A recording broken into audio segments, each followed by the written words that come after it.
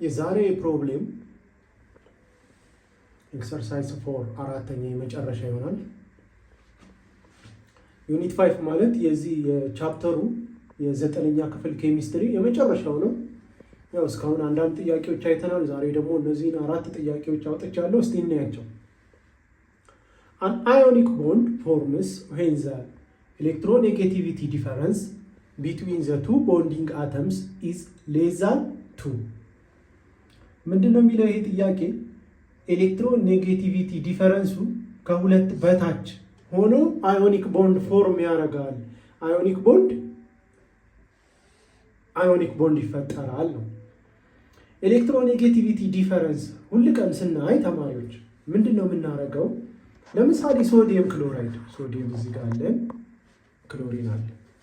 ክሎሪን እና ሶዲየም ሲጣበቁ የራሳቸው ኤሌክትሮኔጌቲቪቲ አለ። ክሎሪን 3.1 ነው ኤሌክትሮኔጌቲቪቲው፣ ሶዲየም 0.9 ነው። ዳታ ነው ይሄ፣ በብዛት ዳታ ይሰጣል። ኤሌክትሮኔጌቲቪቲ ካፓሲቲው ማለት ነው።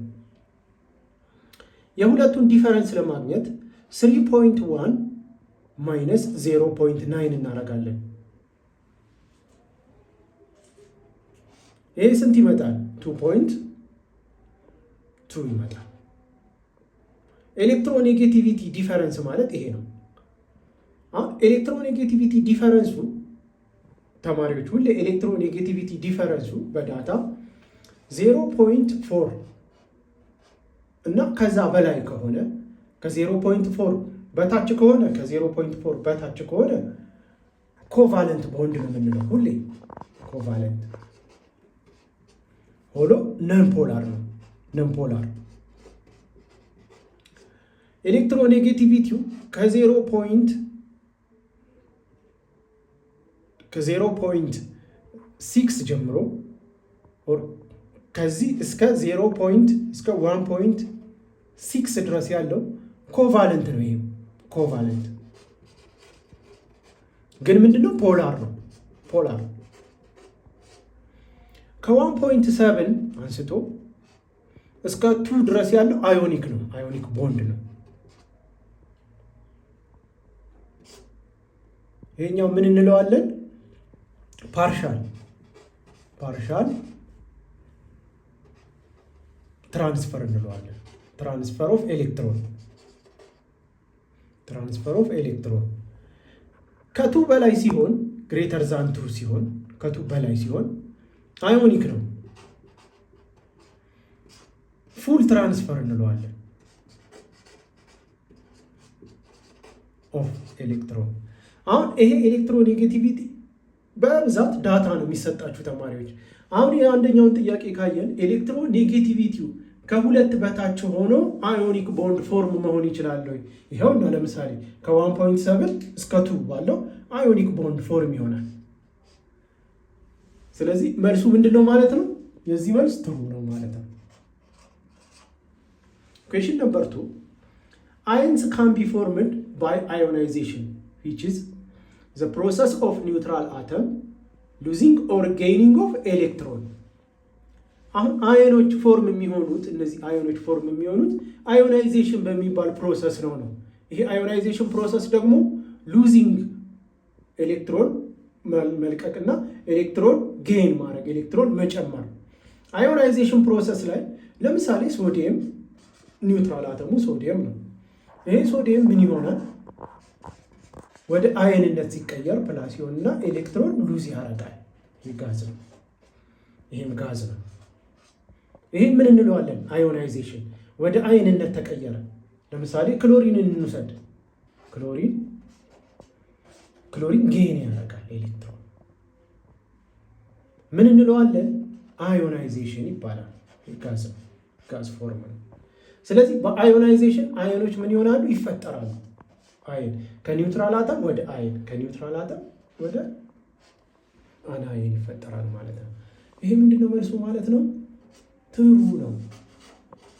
ሶስተኛው why do the noble gases not take part in a chemical reaction? ኬሚካል ሪአክሽንን አይሳተፉም ኖብል ጋዞች።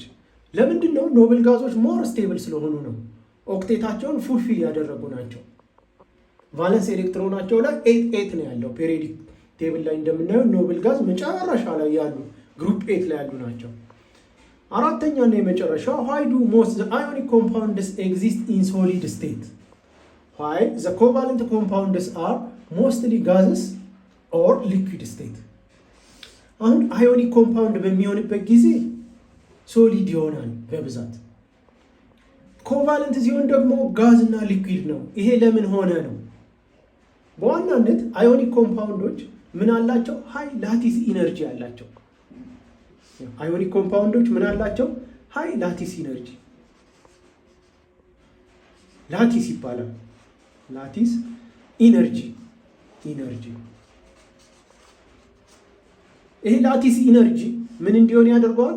ሶሊድ እንዲሆን ያደርገዋል። ለምሳሌ ሶዲየም ክሎራይድ ማለት ጨው ነው አይደል? ሶዲየም ክሎራይድ ጨው ነው ተማሪዎች። ይሄ ሶሊድ ነው። ሶሊድ ክሪስታል ፎርም ያደርጋል። እንደዛ ፎርም እንዲያደርግ ምንድነው የሚያግዘው? ላቲስ ኢነርጂ ነው። ላቲስ ኢነርጂ ማለት ሳብራራላችሁ አሁን ክሎሪን እና ሶዲየም በሚገናኙበት ጊዜ ልክ ሲገናኙ ክሎሪን እና ሶዲየም ኢነርጂ ሪሊዝ ያደርጋሉ። ያ ኢነርጂ ሪሊዝ የሚያደርጉት በጣም ሃይ ኢነርጂ ነው። ሶሊድ ፎርም እንዲሆን ያደርገዋል። ክሪስታል ፎርም እንዲሆን ያደርገዋል ማለት ነው። ኢነርጂ ሪሊዝ ማለት ነው። ኢነርጂ ሪሊዝ to form a compound። ይሄን ኮምፓውንድ ፎርም ለማድረግ የሚያወጡት ኢነርጂ ላቲስ ኢነርጂ ይባላል። ይሄ ላቲስ ኢነርጂ ሃይ በመሆኑ ምክንያት አዮኒክ ኮምፓውንዶች ምንድናቸው? ሶሊድ ናቸው። ኮቫለንት ኮምፓውንዶች ደግሞ በአንጻሩ ምንድናቸው? ሊኩዊድ ናቸው። ያ ለምን ሆነ? ኢንተርሞለኪላር ፎርስ ነው እነሱ ያላቸው። ኢንተርሞለኪላር ፎርስ ይባላል። ኢንተርሞለኪላር ፎርስ። ይሄ ኢንተርሞለኪላር ፎርስ ምንድነው? አነስተኛ ነው። ከላቲስ ኢነርጂ አንጻር ካየ ነው ይሄ አነስተኛ ነው። ስለዚህ ሊኩዊድ ኦር ጋዝ ይሆናሉ ሞስት ፕሮባብሊ ማለት ነው። እንግዲህ ተማሪዎች ይህን ጥያቄ እስከዛሬ ስናይ መተናል። የመጨረሻ ፖርሽን ስለሆነ የምንቀጥለው ወደ ግሬድ 10 ኬሚስትሪ ነው። የግሬድ 9 ኬሚስትሪ በስፋት አይተናል። ጥያቄዎችንም ለመመለስ ሞክረናል። ከዚህ በዘለለ ደግሞ እናንተ አንዳንድ ሪፈረንሶችን በመጠቀም እውቀታችሁን ታሰፋላችሁ። ለዛሬ እዚህ ላይ ይብቃል።